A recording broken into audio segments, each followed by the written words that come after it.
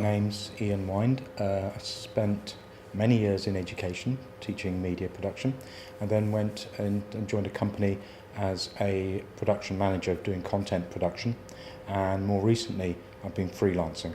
In the last 26 years I've been involved in a lot of productions, quite a lot of them being professional or commercial productions with companies like Rolls-Royce and Barclays Bank. And more recently though, much of my work has been content based. So really, pretty much all of the video work I've been doing has been for web content. And that's very different to producing drama shorts or documentary, which I've done quite a lot of in the past, when it's been hosted on Vimeo and sites like that. The material we've been doing more recently is purely to promote companies and products via the internet.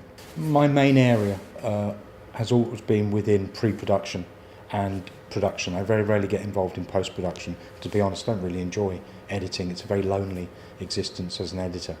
I get really excited about generating ideas and being part of a creative team, and then making those ideas come to life through scripts and storyboards, location hunting, and all of those sort of things. So my most enjoyable involvement and my main involvement has been in pre-production as an ideas generator, but also as a producer, so that not only do I produce ideas, but I'll find the locations, book the locations, organise all the pre-production, including the risk assessments, permissions, etc., and get the moving image or the video to a point where it's ready to shoot, and ensure everything goes really smoothly, right down to budgeting.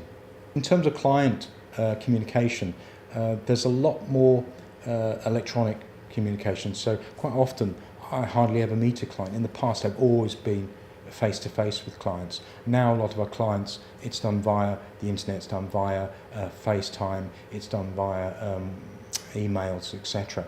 So quite often we'll actually not meet a client, which is really quite sad, because I like to meet the client. When you're working with a client, what you're trying to set up is a symbiotic relationship between you and them, where their knowledge and skills combine with your knowledge and skills, so that you're able to produce whatever artifact, whatever they want, to their satisfaction, but also to your satisfaction, so you know that it's actually going to work for them. If you listen totally to a client, to everything they say and do what they say, the chances are the project won't work, because you both have different skill sets. The client has all their skills involved with the area of industry that they're involved with, and you have all your skills around video and production. What it really is a marriage between those two, and that's the important part of the relationship. So if you can establish that, whether face-to-face or digitally, then you should be on the road to success. The key with client work though is absolute and utter clarity around what you're producing for them, how much it's going to cost, what the implications are. Every single nuance of what you do has to be clear to them, so at no point can they turn around and go, I didn't want you to do that, I didn't know it was going to cost this much. Clarity is absolutely imperative, and having a really good contract with the client, having clear guidelines around how you work and what the cost implications are. For instance, a typical scenario would be where you do everything the client wants, the client's very, very happy, they get their video, but they want some changes at the end. Something that they've not talked about previously. The job's finished, but they want changes, and it's going to cost you a day and a half. Now, when you go back to the client and say, that's going to cost you X amount of money, and they look shocked, it's because you haven't informed them beforehand that any additions, anything on top of what's been agreed, costs X amount per half day. We usually charge a half day rate for it. Now, if you let them know that within the contract, and it's very clear within the contract, if they want more, or if they want changes outside of what was agreed, they have to face those cost implications, and they're not so shocked when they know that it is actually going to cost them money. My name's Dan Lamoon. I'm the owner of Collab Creation, which is a video production company based in Leicestershire. I've been doing this for around 15 years, producing promotional videos for businesses, and I've got a real passion for moving image. So the big change which I see that's happened in the industry is social media. We've got a two-way communication now online. Broadband has been a massive influence to a change in my sector. So the need for video is an actual need rather than a want. So there was a lot of desirability in video when I first started. So there was corporate companies that would be making, say 15, 20-minute videos, which often would sit on VHS tapes and then DVDs, and they didn't really have a huge audience, where now with social media and broadband, everyone can access the internet and everyone can access video. So it's really changed the industry for me, which is great for the sector, and it's great for young filmmakers because we're in a position where we can actually get an audience. So when you're graduating, you're going to have to be thinking that you're entering a really competitive marketplace, and to be honest, it is daunting. And that's why, while at university, you've got to be building up your portfolio, you've got to be making contacts, meeting people, gaining experience, and having that confidence that you can then kind of sort of look someone in the eye and say, I can make some media for you, I can make some videos. And if you're going to graduate without that, it's really about then spending the next year building a portfolio. Because for me, I only really look at portfolios, and then I look at someone's work ethic and values, and then I might look at their CV. So the gentleman that I'm going to be employing, I haven't even looked at his CV. But yeah, so I mean, it's about that portfolio and then having the right work ethic, and those are the two main things which the creative industry is built on, because it's built on relationships, it's built on trust.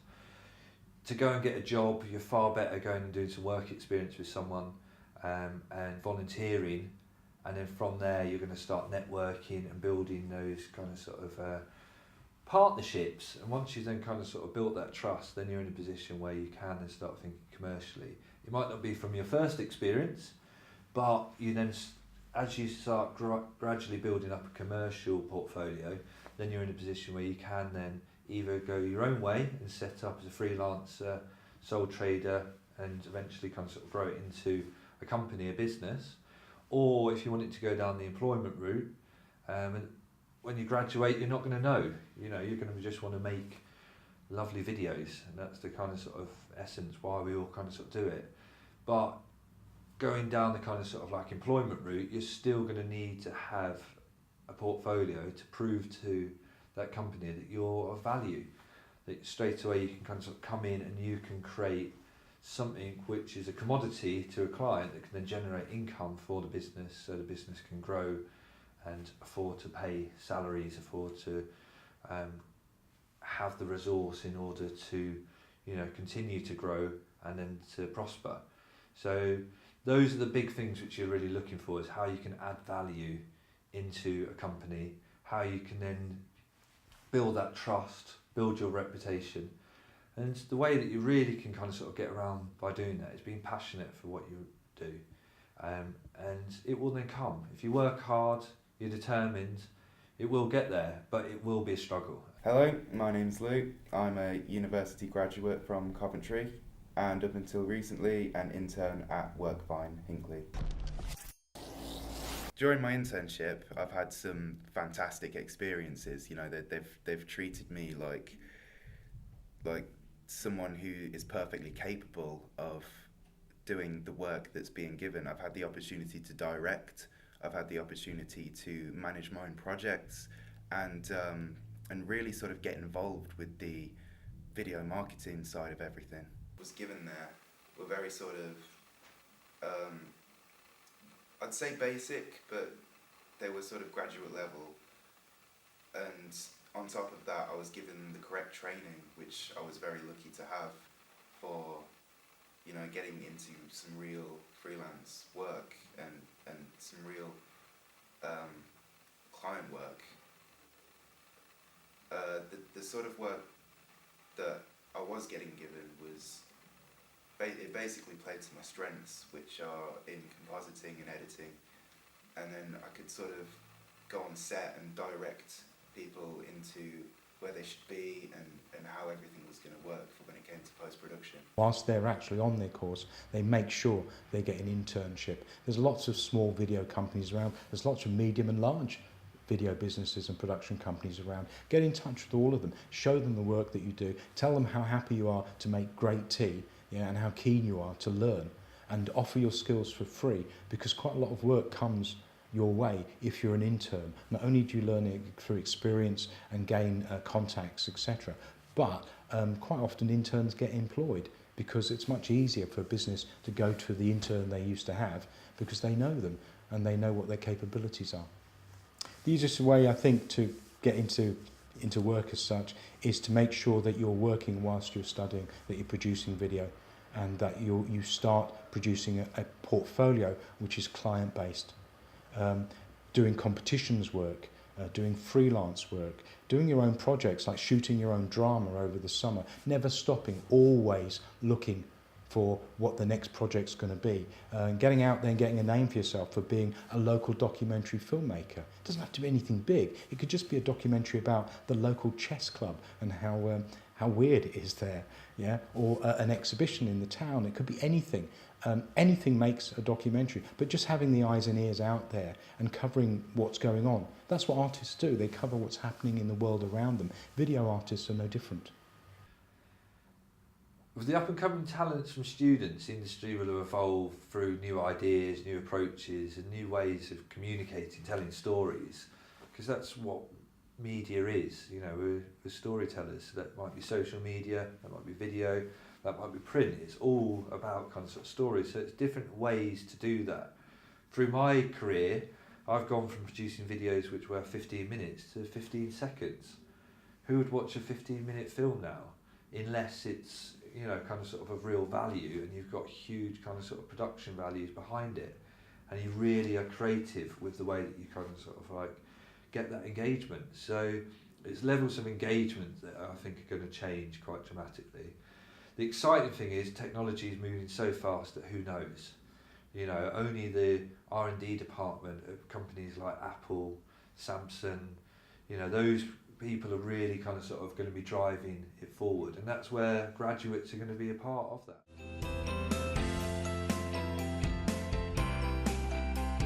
Reliability and hard work always makes a good impression, no matter who you are. The ability, I think, to undertake all tasks.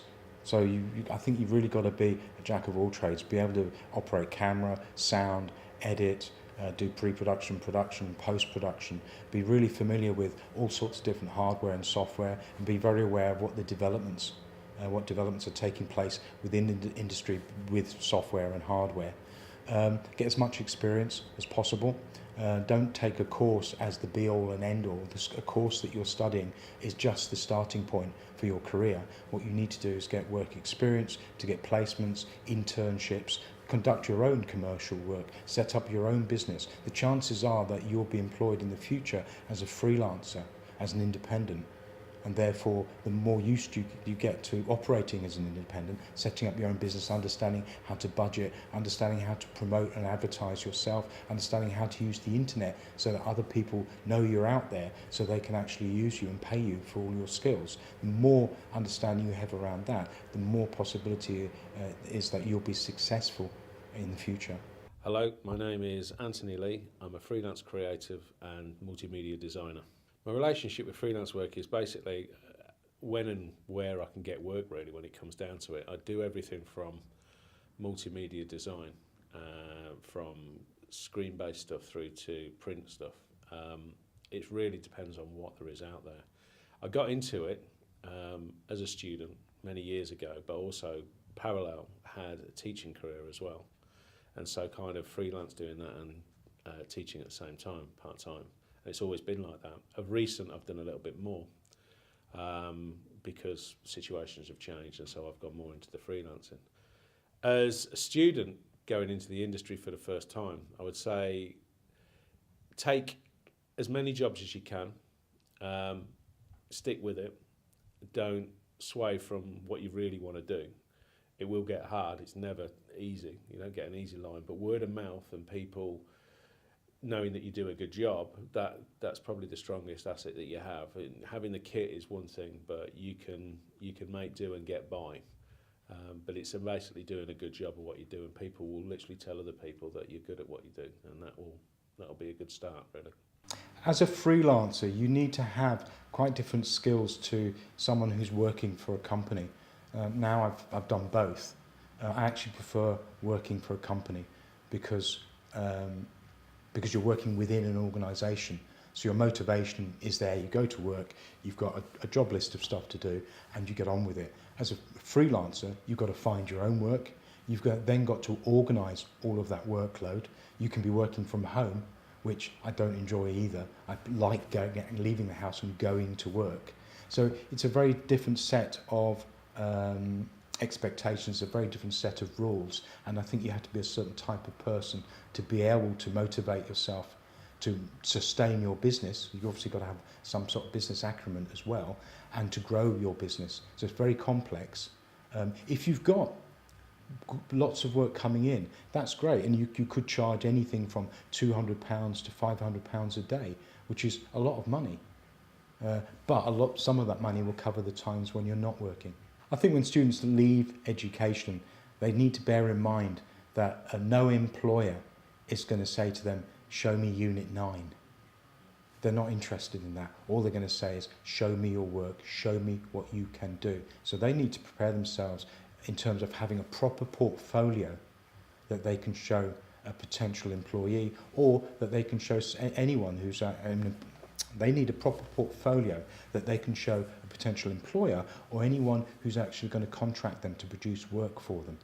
And as I said, having just a unit-based portfolio simply isn't enough. It needs to be commercial work, it needs to be private projects, it needs to be stuff that's savvy, that's ready to go out there, that shows how good you are as a student meeting a brief, but a client-based brief, a commercial brief, not a unit brief. The best portfolio you possibly can. Get yourself a website that shows that portfolio, exhibits that portfolio off.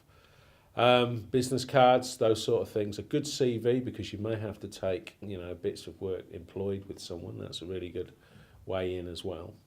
And look at everything. You've got to do bread and butter work. You've got to do things that you're really good at that perhaps aren't always the best pieces, but get your foot in the door. Try not to refuse anything, but at the same time get savvy about what's out there and who's a good employer, who's a bad client, and all those sort of things. Read up, learn a lot about the industry, but basically commit yourself to it. You've got to be, I think the word Stalinist in the way you approach things. You've got to shed any kind of loose thoughts you had about it and concentrate on doing what you need to do. And that's, once again, that's a bit of a simplistic way of looking at it, but it is pretty much as it is. You've got to put yourself into it in every shape or form. And if you do that, you will succeed. If you're good at what you do, someone's going to notice it and someone's going to employ you. The advice I'd offer any student is work hard at college, produce more than enough. Just doing the course, as I said earlier, simply isn't enough. You need to be working out there and generating your own work and your own income. You need to be getting internships, work experience, just producing as much video as you possibly can. The great thing about today is that in the past, you've been able to shoot drama or documentary. Who's going to watch it? But there was no way of distributing material except on a VHS tape. And you had to cart that around and hand it around to people, or put it in the post and send it to people. And the quality was usually really naff. Now, there's so many great sites for hosting your work, apart from YouTube, of course. But you can have host your work on Vimeo, a really good site like that. So your entire portfolio, everything you do, can be out there, and then you can link people to it so they can see how good you are. However, if you don't practice makes perfect, and really hone your skills and your art, then they're not going to be watching anything that's any good anyway. So you need to be really proud of your video work and the work that you produce, and learn more and more and more, so that eventually you feel so really, really happy that you have a professional portfolio to show people that they can access and enjoy.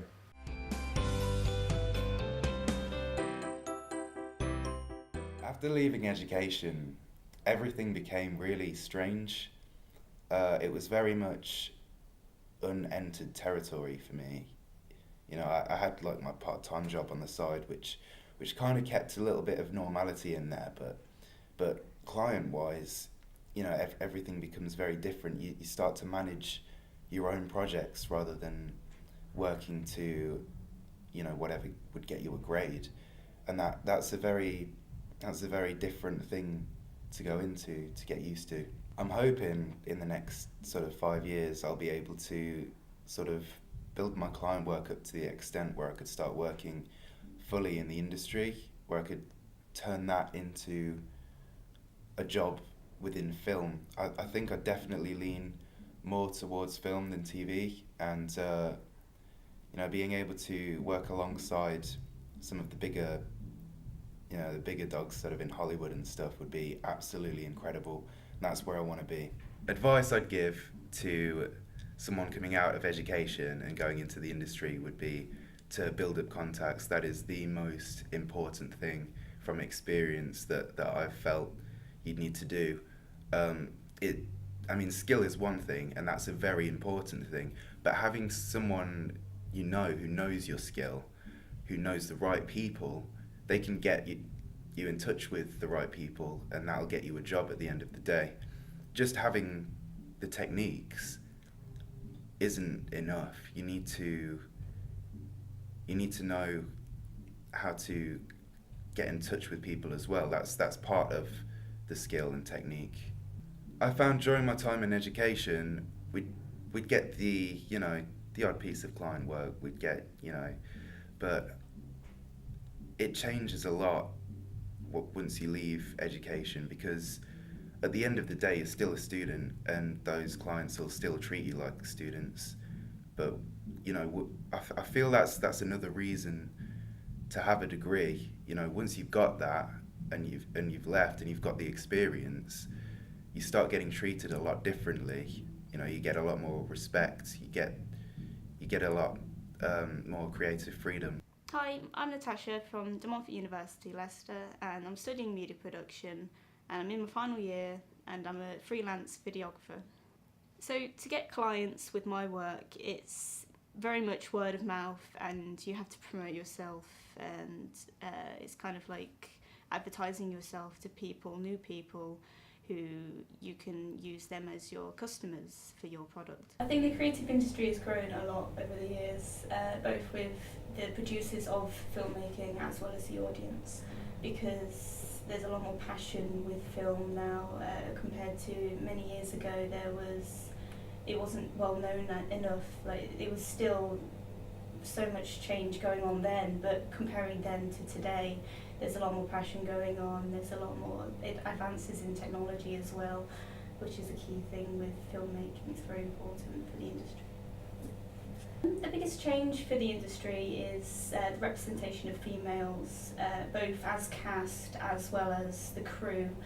There was mainly that it still unfortunately happens today that there's managers of film production who are strictly male, but also that there are mainly the smaller production companies that have more female managers involved with that, but also cast. They are slowly mixing that up a bit more, but also with the pay rates as well. That's becoming a lot more equal now, which is great. My personal experiences is working within TV production. I've worked on the BBC's The Big Questions, the X Factor's auditions, Channel 4 News, Channel 4's weather as well. They also did a live debate show for diversity, and it was before the EU referendum, which was a very interesting thing to work on. But also I've worked with music videos and TV advertisements as well. So I've got a big variety of experiences on my CV. My personal responsibilities with TV production is being a runner or a production assistant. I'm trying to aim to be a floor manager myself, which I'm getting the odd jobs there with student media. But obviously you have to branch over to the real industry world of starting as a runner, but then gradually getting up there. But I am also a photographer and videographer, so that's completely freelance. That's my own work, my own business as well. So I've got two sides of me in the industry. So when leaving education, students need to understand that the industry is very competitive and it can sometimes be very complicated to get into. Of course, you have to start as a runner, even in film, in TV. but you just gradually go from there in a way. But I suggest that you start off with voluntary work, offering yourself to work with them for unpaid jobs, just to start yourself off and to get that experience of yours, just building, gradually going there. But once you feel more confident, once you feel more confident and more experienced in your area, then you can start working with paid jobs, and that's when companies actually will be more likely to hire you for a paid job because you've got more experience and you're more reliable in that sector.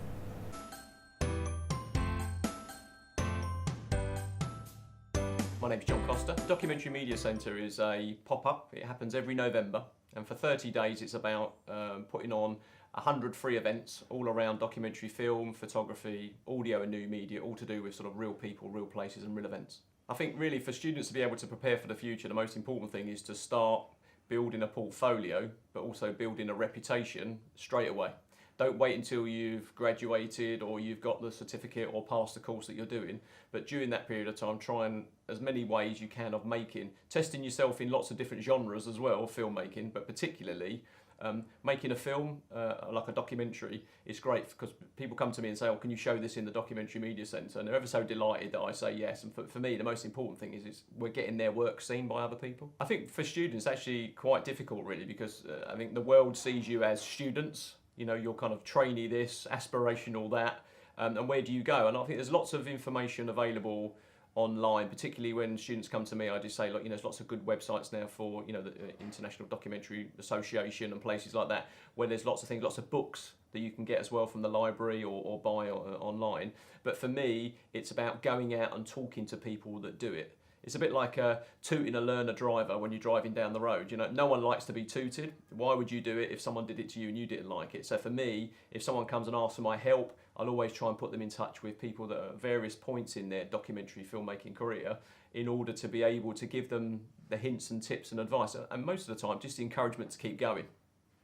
I think the key is building not only portfolio, as I said, when you're at college or when you're studying, but to go out and just experience different things. It's amazing that I come across people that want to make documentaries and stuff like that, but they can't tell a story. You know, and it still doesn't have a beginning, the middle and end, and sometimes they're making adverts or they're making sort of, you know, sci-fi things. It doesn't matter what you're interested in. I think the most important thing is go out and talk to people, because if you do that and network, this has this terrible word networking, which is like a very formal business card, you've got to wear a suit and tie. Networking can be something as simple as, like, you know, just going to a meeting like today and talking to people, and then someone go, oh, I've got an empty shop you can use. Oh, you know, my front room's quite good for your scene that you're after. Oh, I know someone who's got a market stall that could be good for your film. And then suddenly, just by going out and talking to people, you suddenly find not only have you got your extras, you probably find a few of the characters, which ultimately your film's about, brings your story to life. But then all of these different places and film locations that you hadn't thought of, and probably equipment that you can borrow. And I think it's really key that people turn around and go, now I'm going to make a film. You think to yourself, I want to make a film, what do I need? The more you think about it, go out and kind of fill all those blanks in, and then when you've got to make that decision, I think you just find it's easier. For me, the most important thing is to have regular events that students can attend. So I have a cafe here at the West End Centre every Friday. We get over 100 people now, and we still get students come down and interview people, do filmmaking skills, they do interview experience, sometimes event photography, you know what I mean, sort of the different light challenges that we have. And so every Friday there's an opportunity. We've got a big event coming up in April at the Leicester Tigers, which is called Choice Unlimited. 2,000 people come to that event, and it's for carers, older people and disabilities. Again, event photography, interview experience. I'm running a newsroom for the first time. Sometimes also I've got students that are coming with various abilities and disabilities as well, so they're looking for partners. So it's great sometimes if you're really interested in filmmaking, but actually to pass those skills on and show someone else how to do it. In June I have Military History Live, which is a one-day event I do around 500 years of military history, lots of reenactors, artwork, kids' activities, films, talks and stuff like that. That is a very difficult event to film and photograph, so I tend to do that as a challenge for people. And then obviously every November I run the Documentary Media Centre, so there's always lots of talks, but also people industry experts that are people like yourself. You know what I mean? You kind of know what you're doing. Even this film you're making today says to me that you're keen to do that. And like I said, I was always impressed from the first moment I met you guys that you were interested in making a film that helped other students. That's pretty rare. You know, most people are making films to get to Hollywood or have a career or win a BAFTA. So, you know, I'm absolutely delighted to be involved. About opportunities that students can go to, anything like festivals like that. I think a lot of students look at maybe quite big festivals, national festivals, international festivals, and don't realise there's probably some really cool local things going on that they can get involved in. First of all, obviously things like if there's a music event or, you know, a music festival, Ox Jam or something like that, well, a lot of these places now tend to have pop-up sort of micro cinemas that are looking for things. So it's either a way of making content for the event you can share with them, which is good for your portfolio, or actually somewhere you can actually screen a showcase. So I think, you know, when people are wandering around having a beer and they're not watching something that's on some of the music stages, to actually wander into something that is your own little micro cinema. Again, you know, things like Instagram and all these kind of things, they're great ways of you being able to capture an experience, not just you filmmaking, but you actually showing people your film and their reactions and stuff. And also things like, you know, Phoenix Square, digital media centre we have here in Leicester, has a short cinema event. I think it's August time, you know, and they have a group every Wednesday evening called 7-5, which encourages people to come together, not just interested in because they're filmers or they're into sound and stuff, but filmmaking, so they have script writers and they all kind of collaborate on each other's things. I think for me, they're the main things to do. It's kind of look around you, stop looking maybe elsewhere, realise what's around you, because again, they're all easy things for you to get involved in, to build portfolio, which then says to someone else, when you're trying to pitch a film idea or go after someone's money or something, they turn around, well, actually, you're quite serious because you're really into that kind of stuff. The main thing for me about working with students is the fact that you are the future. It's simple. I mean, we seem to have this magic thing thinking that once people pass their course with distinction or get a 2-1 in media, wherever it is, then suddenly working in the industry is going to be a piece of cake. I'd say that most people network with people that they know. Sometimes that's not always the way. Sometimes you'll end up working with people that wouldn't naturally be in your friendship circle. Certainly one of the challenges we've come across with students in the past. And so for me, I think it's a case of not only building that portfolio, but developing your own confidence. A lot of people I know want to get into filmmaking say they don't want to be an actor. We say, well, if you're not confident, then you need to be acting confident. So there's no substitute for being out there and getting involved in it. And I like working with students because what students make you realise is that you never have the answer.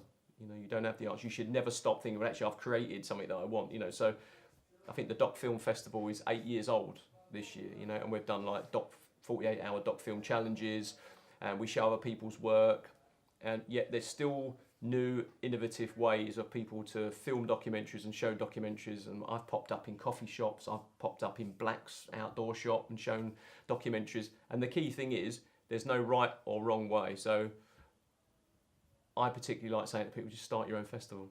Yes, I did 7 years ago, and now it's coming up for its 8th year. And the only reason behind that was I just bought the licence to show some Dogwolf films and got the screen room at the Phoenix, and I think the whole of festival cost me about 240 quid. But, you know, here we are 8 years later still talking about something that I never expected to be a second time or a third time, because people reacted to the fact that it happened, you know, and it was in Leicester. You know, Leicester now has a doc film festival, you know, and I think it's that don't take things for granted that they're always going to be there. You've got to support them and get out there and support other people.